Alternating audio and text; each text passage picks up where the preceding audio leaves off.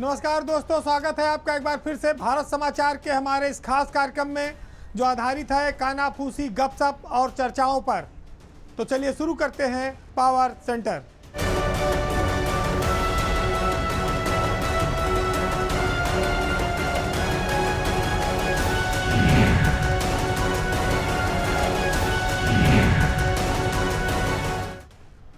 एक जमाना था जब सियासत में शुचिता और राजनीतिक रूप से मर्यादा का बड़ा पालन किया जाता था, लेकिन जैसे जैसे राजनीति बदली और आज के वर्तमान दौर में जो जितना बड़ा बड़बोलापन वाला बयान दे दे, जितना उल्टा सीधा बोल दे, वो ज़्यादा चर्चा पाता है और अपने आप को ज़्यादा बड़ा नेता भी मानने लगता है। जो लोग संवैधानिक पदों पर बैठे हैं, जब वो ऐसा करते हैं तब इस तरह की खबरें सामने आती हैं।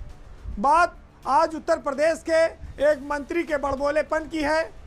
वो मंत्री भाजपा के सहयोगी दल से हैं, वो निषाद पार्टी के अध्यक्ष हैं, मछली विभाग के मंत्री हैं और वो ऐसा बोलते हैं जैसा शायद भाजपा में भी कोई नेता और मंत्री बोलने की हिम्मत ना कर पावे।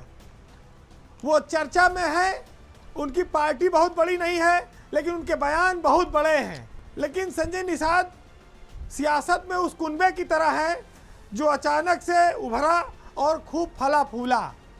वो मंत्री बने, बेटा सांसद था, एक बेटा विधायक हो गया, कोई कमी नहीं रही, भरपूर टिकट भी मिला, उनके लोग जीतने भी लगे, उनके यहाँ पर लाइन लगने लगी, उनका सम्मान बढ़ने लगा।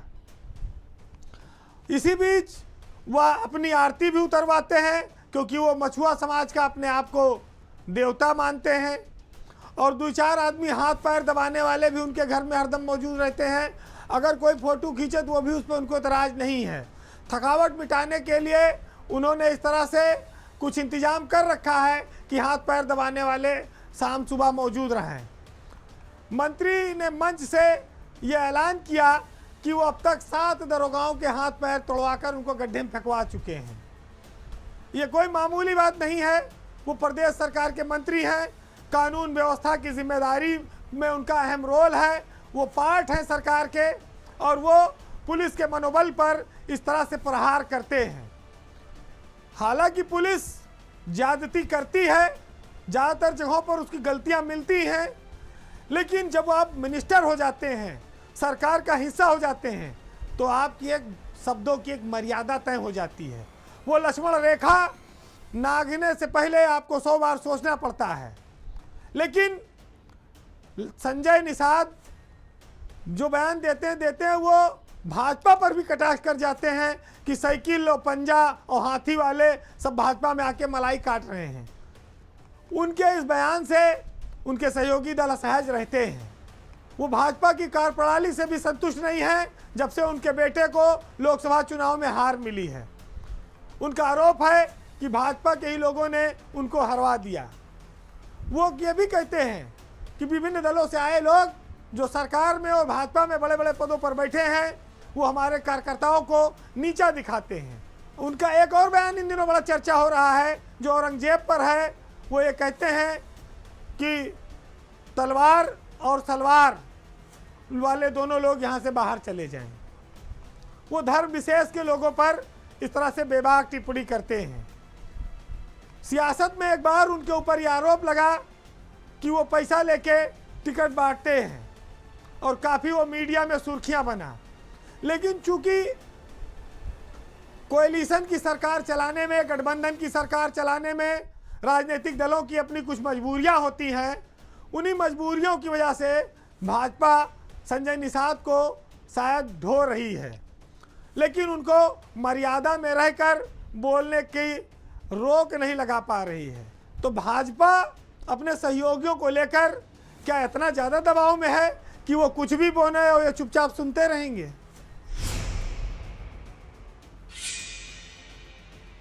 अब बात पश्चिमी उत्तर प्रदेश के एक विधायक की, जहां पर काफ़ी साल पहले उन्होंने विधानसभा के भीतर सरकार के खिलाफ एक बहुत बड़ा हंगामा किया था जब योगी पार्ट 1 की सरकार थी।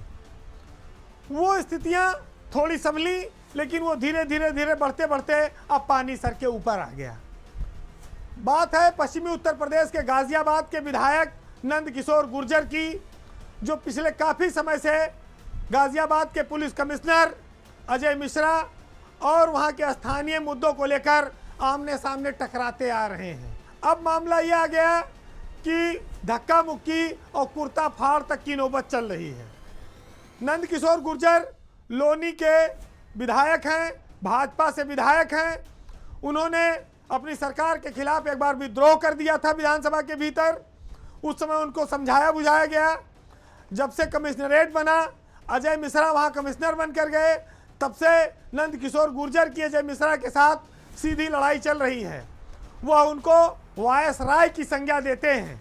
पिछले दिनों राम कथा एक चल रही थी, उसकी एक कलश यात्रा निकाली गई, जिसमें यात्रा में विधायक और पुलिस के बीच काफ़ी विवाद हो गया और इसी विवाद में विधायक का कपड़ा फट गया और वो सड़क पर धरने पर बैठे रहे। इससे पहले वो सब्जी मंडी में भी धरने पर बैठे, जहां सब्जी बेच के विरोध जताया कि सब्जी वालों का पुलिस उत्पीड़न कर रही है। ये मामला एक नहीं है, एक के बाद एक चल रहा है। ऐसे कई मामले हैं जहां पर विधायक और पुलिस आए दिन टकरा रही है। वो लखनऊ में बैठे अफसरों पर भी बहुत गंभीर आरोप लगाते हैं। वो स्लाटर हाउसों को लेकर भी अफसरों को कटघरे में खड़ा करते हैं, लेकिन इस बार उनका कपड़ा फट गया है। और हालत यह हो गई कि अब विधायक को कलश यात्रा के दौरान काफ़ी अपमानित होना पड़ा है। अब उन्होंने संकल्प लिया है कि उनको अपमानित करने वाले जो पुलिसकर्मी हैं, जब तक उन पर कार्रवाई नहीं होती तब तक वो नंगे पैर रहेंगे और फटा कपड़ा पहनकर घूमेंगे। कि सरकार नंद किशोर गुर्जर के आंदोलनों पर अब ज़्यादा तवज्जो देने के मूड में नहीं है। हालांकि वो हिंदुत्व को और सामाजिक मुद्दों को ढाल बनाकर आगे कर आके लड़ते हैं, लेकिन उनकी लड़ाई को नीचे के स्तर पर रोका गया है। वो पुलिस कमिश्नर को भी नहीं हटाने को तैयार है। तो बहुत साफ है कि भाजपा में रहकर अपनी ही सरकार के खिलाफ भ्रष्टाचार से लेके तमाम मामलों पर धरना प्रदर्शन का क्रम एक विधायक का जारी है और उनकी ये छवि लखनऊ में अब विपरीत बन गई है। गुर्जर की आप हालत देख सकते हैं और उनके समर्थकों के साथ पुलिस की कार्रवाई देख सकते हैं। वो बहाने जरूर हिंदुत्व के ले रहे हैं, लेकिन अब शायद उनकी सुनवाई कम हो गई है। तो भाजपा में जहां अनुशासन की बात होती है, जहां लखीमपुर से लेके कई जगहों पर नोटिस जारी हुई, वहां गुर्जर को ना तो कोई नोटिस जारी हुई, ना उनके घाव पे कोई मरहम लगाने गया। यानी कि संगठन ने भी उनको उनके हाल पर छोड़ दिया है। ऐसी स्थिति कब तक बनी रहेगी, सरकार क्या चाहती है, इस टकराव का क्या नतीजा निकलेगा, अभी तो किसी के सामने नहीं आया है। लेकिन ये जरूर है कि गुर्जर जनता से और भाजपा के टिकट पर विधायक तो बन गए हैं, लेकिन उनकी सुनवाई अब बेहद कम हो गई है।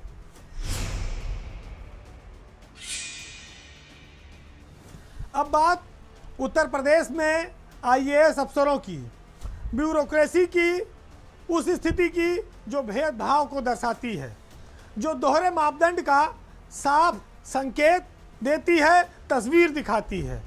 आज हम आपको बताएंगे कि राज्य सेवा और सीधी भर्ती के आईएएस अफसरों में कितना अंतर हो गया है। सरकार को इस पर ध्यान देने की ज़रूरत है। एक तरह से ये कह सकते हैं कि जो पीसीएस से आईएएस बने अफसर हैं, उनका कैरियर लगभग बर्बाद हो चुका है। उनका जिलों में डीएम बनने का जो सपना है वो लगभग ख़त्म हो चुका है। वो शायद पूरा हो पाएगा, इसकी उम्मीद बहुत कम है। मामला 2014 बैच के आईएएस अफसरों से जुड़ा है। 2014 का जो बैच है उत्तर प्रदेश में आईएएस अफसरों का, उसमें करीब 51 आईएएस अफसर हैं। बहुत बड़ा बैच है। इसमें 20 अफसर सीधी भर्ती के हैं और 31 अफसर राज्य सेवा के हैं, जो पीसीएस से प्रमोट होकर आईएएस बने हैं। 31 लोग हैं, 31 20 51। लेकिन आपको जानकर यह हैरत होगी कि सीधी भर्ती के 18 अफसर इस समय यूपी में हैं और 18 लगभग डीएम बन चुके हैं और कई बार बन चुके हैं। लेकिन 31 में से जो राज्य सेवा के अफसर हैं, उसमें मात्र 7 अफसर को ही अब तक जिलाधिकारी बनने का मौका मिला है। यानी कि कहा जाए 2014 से लेकर 2025 में हम खड़े हैं, 11 साल आईएएस की नौकरी में उनको हो गया और वो डीएम नहीं बन पाए हैं। बहुत साफ है कि जो प्रमोटेड आईएएस अफसर हैं उनके लिए कोई जगह जिलाधिकारी के रूप में ज़्यादा बची नहीं है। वो सिर्फ शासन में विशेष सचिव बनकर बाबूगिरी तक सीमित रह गए हैं। अब आप सोचिए कि हर पीसीएस अफसर जो आता है नौकरी में वो एसडीएम बनता है, गाड़ी बंगला सब मिलता है, एडीएम रहता है तो सीडीओ रहता है तो, लेकिन जब वो आईएएस बन जाता है और विशेष सचिव बना दिया जाता है शासन में, तो एक कमरे में 2-2 लोग बैठते हैं और कईयों को टॉयलेट भी उस कमरे में नहीं मिलता है, उठ के सार्वजनिक टॉयलेट में जाना पड़ता है, सामूहिक जहाँ होता है। और कई विभागों में तो आईएएस अफसर विशेष सचिवों को गाड़ी भी नहीं मिलती है। इससे तो अच्छा एडीएम और सीडीओ एसडीएम रहे, आईएएस न बनाए गए होते, क्योंकि वहाँ अपना कमरा, अपना बाथरूम और अपनी गाड़ी तो थी। ये आप स्थिति देखिए, इस पर ध्यान देने वाला कोई नहीं है। नौकरी शुरू किए तो सोचे कि सबसे हाथ पैर जोड़ के चलो अपना कैरेक्टर रोल बचाए रहो, आईएएस बन जाएंगे तो जिले में डीएम बनेंगे। आईएएस बनने की खातिर पूरी जीवन भर नौकरी में समझौते करते हैं पीसीएस अधिकारी, और जब आईएएस बन जाते हैं तो जिलों में डीएम बनने का मौका नहीं मिलता है। ये आप कह सकते हैं एक तरह से कि जो लोग शासन में 5-5 साल से 6-6 साल से विशेष सचिव बनकर बैठे हैं, उनके मनोबल को ये सब चीज़ें तोड़ती हैं। उनको ये लगता है कि उनकी सुधि लेने वाला कोई नहीं है। हालात ये है कि अब वो कहीं जाते भी नहीं, क्योंकि 6-6 7-7 साल से विशेष सचिव रहने पर घर वाले, रिश्तेदार, हर कोई ये जानता है कि इनका कुछ नहीं होने वाला है। पता नहीं इन्होंने क्या ऐसा किया था कि इनको कहीं डीएम बन भी नहीं बनाया जा रहा है, कहीं पोस्टिंग भी नहीं मिल रही है। तो ऐसे लोगों को आईएएस बनाकर सरकार क्या फ़ायदा देना चाहती है, और क्या इससे साबित होता है जब आदमी का मनोबल, सम्मान, मान सब घट जाए। तो जो हालात बदतर हो गए हैं उन पर आपका ध्यान आना चाहिए। सरकार इस पर कुछ करे, क्योंकि जो लोग पहले नगर आयुक्त बन जाते थे, पहले सीडीओ बन जाते थे, वीसी बन जाते थे प्राधिकरणों में, वो सब भी आईएएस अफसरों ने, डायरेक्ट वालों ने छीन लिया। नगर आयुक्त के सारे पद लगभग डायरेक्ट अफसरों के पास चले गए हैं। अब इनके पास विशेष सचिव के अलावा ज़्यादा कुछ नहीं बचा है। एमडीज के जो पद हैं शासन में, विभागाध्यक्षों के, वहाँ भी ज़्यादातर डायरेक्ट अफसर बैठे हैं। आईएएस संवर्ग का कब्जा है। तो आखिर में लोग जाएं तो जाएं कहाँ? अब मैं आपको बताऊं कि जो 7 लोग स्टेट कैडर के डीएम हैं, उसमें बद्रीनाथ सिंह, अंजनी कुमार सिंह, इंद्रमल त्रिपाठी, आशुतोष द्विवेदी, अविनाश सिंह, मनोज कुमार रह चुके, निधि श्रीवास्तव अब डीएम है बदायूं में। ये कुल 7 लोग हैं जिनको मौका मिला है, उसमें से 1 हटा दिए गए, अब 6 हैं। अब दूसरी ओर आप देखिए कि 2014 बैच में 3 साल से ऊपर से जो लोग विशेष सचिव हैं उनकी हालत क्या है। जयशंकर दुबे, राकेश मालपानी, गौरव वर्मा, ये 3-3, 4-4 साल से विशेष सचिव हैं। गिरजेश त्यागी, शीलधर यादव, ये भी आईएएस हैं, 6 साल से विशेष सचिव हैं। रजनीश चंद्रा 5 साल से विशेष सचिव हैं। ये भेदभाव की एक वानगी है, ये एक बैच की कहानी है, क्योंकि ये बहुत बड़ा बैच था, इसलिए हम आपके सामने लाए। और हो सकता है कि सरकार इस भेदभाव पर नज़र डाले, इसको खत्म करने की कोशिश करे, क्योंकि किसी का कैरियर आप खाली ऐसे शासन में बैठा के ख़त्म कर दें और उसी में से किसी साथी को आप जिले में लगातार डीएम बनाते रहें, ये पैमाना गलत है। ये भेदभाव बहुत बुरा है। इस पीड़ा पर, इस परेशानी पर सरकार को ध्यान देना चाहिए, क्योंकि जब आप ये कहते हैं कि हमारी नज़र में सब समान है, सबका साथ सबका विकास, तो सबका विश्वास भी हासिल करके आपको दिखाना होगा। अब बात एक ऐसी खबर की जो उत्तर प्रदेश में इस समय सबसे ज़्यादा चर्चा में है, भ्रष्टाचार को लेकर चर्चा में है, कार्रवाई को लेकर चर्चा में है। ये घटना बहुत चौंकाने वाली है, क्योंकि वो सबसे बदनाम और भ्रष्ट अफसरों में गिने जाते हैं। बात अभिषेक प्रकाश की, जिनको मुख्यमंत्री योगी आदित्यनाथ ने भ्रष्टाचार के मामले में सस्पेंड कर दिया है। वो करोड़ों और अरबों में खेलने वाला अफसर था, जिसकी कई सारी शिकायतें थी, वो हर बार बच निकलता था। लखनऊ के जिला अधिकारी के रूप में अभिषेक प्रकाश एक बदनुमा दाग बनकर ब्यूरोक्रेसी में उभरे, जहां उनके भ्रष्टाचार की आज भी चर्चा होती है कई सालों बाद। अभिषेक प्रकाश 2006 बैच के आईएएस अफसर हैं, लेकिन तब वो नागालैंड कैडर में थे। मैरिज बेस के आधार पर उनको 2011 में उत्तर प्रदेश में आने का मौका मिला, लेकिन जहां जहां पैर पड़े अभिषेक प्रकाश के, तहां तहां उन्होंने भ्रष्टाचार की सारी सीमाएं तोड़ दी। भ्रष्टाचार के आगे की भी जितने गंदे काम हैं, वो भी उनके नाम पर छींटे पड़ती रहीं। आज वो सस्पेंड हो गए, मुकदमा लिख गया और वो अंडरग्राउंड हैं, फरार हैं।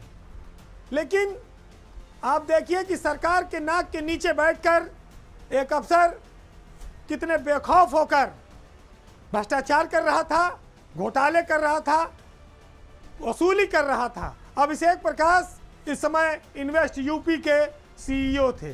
वो सेक्रेटरी रैंक के अफसर हैं, सीनियर हो चुके थे, और उन्होंने कांड किया एक 7,000 करोड़ की कंपनी के साथ, जो SAEL के नाम से उत्तर प्रदेश में सोलर इंडस्ट्री लगाने के लिए आई थी।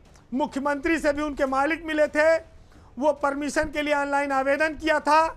लेकिन अभिषेक प्रकाश ने अपने एक चहेते को लगाकर, एक बिचौलिए और दलाल को लगाकर 5% कमीशन की मांग की। निकांत, जो अभिषेक प्रकाश का खजांची, राजदार और बिचौलिया था, उसको इस कमीशन को तय करने की जिम्मेदारी दी गई। 5%, जो आदमी 7,000 करोड़ का इन्वेस्टमेंट की बात करता हो, अगर उसका 5% आप देखेंगे तो 350 करोड़ रुपया हुआ। ये कोई मामूली बात नहीं है कि योगी सरकार में भ्रष्टाचार पर जब जीरो टॉलरेंस की बात आती है, उद्योगों के लिए माहौल सरल बनाने की बात की जाती है, फ्रेंडली बनाने की बात की जाती है, वहाँ पर एक अफसर बैठकर कमीशन खोरी और घोटाले की इतनी बड़ी कहानी रचता है। लेकिन अभिषेक प्रकाश ने इस बार गलत जगह हाथ डाल दिया। उद्योगपति ने इसकी शिकायत मुख्य सचिव और मुख्यमंत्री से की थी, जिसकी जांच के बाद उनके खिलाफ यह कार्रवाई हुई है। वैसे इस पूरे मामले की जांच बताया जाता है कि STF को लगाया गया था। STF ने अभिषेक प्रकाश के इस बिचौलिए निकांत जैन को गिरफ्तार किया है। जैन अपने आप में एक बहुत रहस्यमयी आदमी है। उसके पास 12 बड़ी कंपनियां हैं, बड़ी बड़ी लग्जरी गाड़ियां हैं, सैकड़ों करोड़ का वो मालिक है, कहने को ठेकेदारी करता है, लेकिन कई अफसरों का वो राजदार है। जांच में ये पाया गया कि सोलर फैक्ट्री लगाने के प्रस्ताव का मूल्यांकन समिति ने अनुमति दे दी थी, बैठक में स्वीकार हो गया था, लेकिन कमीशन न देने की वजह से जब कार्रवाई जारी किया अभिषेक प्रकाश ने, तो उन्होंने उस अनुमति को खारिज करके आवेदन में दोबारा मूल्यांकन करने के लिए कमेटी को फाइल भेज दी। यही उनकी संस्तुति उनके लिए फंदा बन गई, और ये फंदा आगे उनको इतना कसा जाएगा कि उनका नौकरी में रहना मुश्किल हो जाएगा। जांच में यह भी पाया गया कि अभिषेक प्रकाश ने ही जो कंपनी के प्रतिनिधि थे विश्वजीत दत्ता को निकांत जैन का नंबर दिया था, और ये कहा कि इस नंबर पर बात करा लीजिए, अगर प्रोजेक्ट पास कराना है तो इनसे मिल लीजिए। निकांत जैन ही अभिषेक प्रकाश का इन दिनों सबसे बड़ा दलाल था, उनकी काली कमाई का राजदार है। हालांकि निकांत के ऊपर वजीरगंज थाने में लखनऊ में पहले से 50 लाख की ठगी का एक मामला दर्ज है। ऐसे कई मुकदमे उसके ऊपर दर्ज हैं, मेरठ में भी। लेकिन अफसरों के बीच जो उसकी पकड़ थी, उसका रसूख और दबाव ये था कि पुलिस आज तक उस पर कार्रवाई नहीं कर पाई। आपको जानकर हैरानी होगी कि अभिषेक प्रकाश जैसे बदनाम अफसर हमेशा प्राइम पोस्टिंग कैसे पाते रहे, क्योंकि उनके कई आका हैं, और वो लखनऊ में एक होटल में आपको याद होगा कि एक अग्निकांड हुआ था जिसमें कई लोग मरे थे। उस होटल में अभिषेक प्रकाश की बैठकी लगती थी, जहां पर शाम की दवाई का बिल आज भी कई लाख का बकाया है। लखनऊ में कई जमीनों पर कब्जे और सबसे बड़ा डिफेंस कॉरिडोर के मुआवजे में घोटाले के कई आरोप उनके रहते उन पर लगे, उनके एडीएम पर लगे, उनके कानूनगो तहसीलदार पर लगे। भटगांव में वो बदनाम रहे मुआवजा लूटने के मामले में, लेकिन उनको ऊपर वाले लोग बचाते रहे। अभिषेक प्रकाश लखीमपुर खीरी में जब तैनात रहे तो वहाँ भी कई सौ बीघा के फार्म हाउस को लेकर उन पर आरोप लगते रहे, उनका नाम इन चर्चाओं में आता रहा। जब वो पश्चिमांचल विद्युत निगम में एमडी थे तो वहाँ भी एक बार बताया जाता है कि उनकी कार एक एक्सीडेंट कर गई थी जिसमें कोई महिला बैठी थी और फिर बाद में मामला थाने तक पहुंचा था। ये उत्तर प्रदेश की ब्यूरोक्रेसी पे एक बहुत बड़ा दाग है। अभिषेक प्रकाश के भ्रष्टाचार की कलई अब एक एक करके खुलेगी, क्योंकि एसटीएफ और इसमें विजिलेंस की जांच की भी मुख्यमंत्री ने आदेश कर दिए। ये और लोगों के लिए सबक है। अभी बहुत सारे लोग निकांत जैन के संपर्क में थे, उसके मोबाइल नंबर से कई सारी चीज़ें डिलीट की गई हैं, पुलिस उनको रिकवर कर रही है। बहुत सारी चीज़ें कागज मिगले हैं जिन पर और कई लोगों पर भी फंदा कसेगा, बचेंगे नहीं। लेकिन यही कहते हैं कि पाप का घड़ा एक न एक दिन भरता है। तुम लोगों को कीड़े मकोड़े की तरह रोंदते चलोगे, ये ज़्यादा दिन नहीं चलेगा। जो अधिकारी ये बात सोचते हैं कि वो जिलों में डीएम रहकर चाहे जितना भ्रष्टाचार करें, चाहे जितना अन्याय करें और करके चले जाएंगे, उनका कोई कुछ बिगाड़ नहीं पाएगा, उनको वक्त जवाब देता है। आज मुख्यमंत्री योगी आदित्यनाथ ने भ्रष्टाचार के खिलाफ जितना बड़ा प्रहार किया है, इससे आने वाले जो ब्यूरोक्रेसी के अफसर हैं, नस्लें हैं, वो इस बात को समझ लें कि अगर वो फंसे तो वो जेल भी जाएंगे और नौकरी से भी जाएंगे। अभिषेक प्रकाश का ये मामला इस बात का सबूत है कि अक्सर ऊंचाइयों को छूने पर जो लोग अपनी वास्तविक पहचान भूल जाते हैं, ऐसे लोगों पर जब अहंकार और भ्रष्टाचार हावी हो जाता है, तब सिवाय पतन के उन्हें और कुछ हासिल नहीं होता है। तो आज भ्रष्टाचार के खिलाफ इन लाइनों को आप सुनिएगा और विचार कीजिएगा कि जीवन में जब ताकत मिले तो उसका सही इस्तेमाल करना चाहिए, क्योंकि आने वाली नस्लों की भी तुम पर कर्जेदारी है और इसीलिए आपको जिम्मेदारी दी गई है कि आप उनकी भलाई के लिए, उनके जीवन को सुगम बनाने के लिए काम करिए। और जिसने ताकत का दुरुपयोग किया है उसका हश्र ऐसे ही होगा।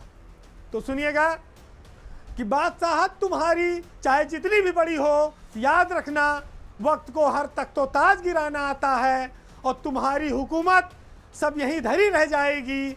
आंधियों को, अकड़े हुए पेड़ों को झुकाना आता है और शतरंज की बिसात पर हो तो तैयार रहना कि प्यादे को भी बादशाह की औकात दिखाना आता है। नमस्कार।